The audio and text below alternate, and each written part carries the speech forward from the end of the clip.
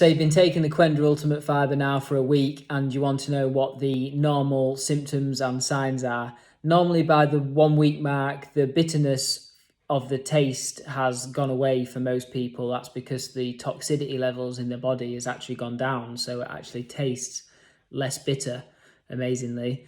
I'd be lying if I said exactly what would have happened after a week, because everybody's bodies are different, but you are definitely going to expect some detoxification symptoms. It's going to help get your elimination pathways working correctly again, and you should be feeling that by now. I know with myself, after a week, I went, well, just on the first day, I went from like 30 bowel movements a day to like 6.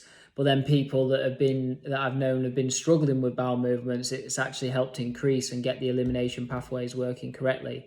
So it's going to be getting stuff moving in your body, and you'll feel that. You could feel any symptoms of detoxification, and the way I describe that is anything like hangover symptoms are possible in like the first few days.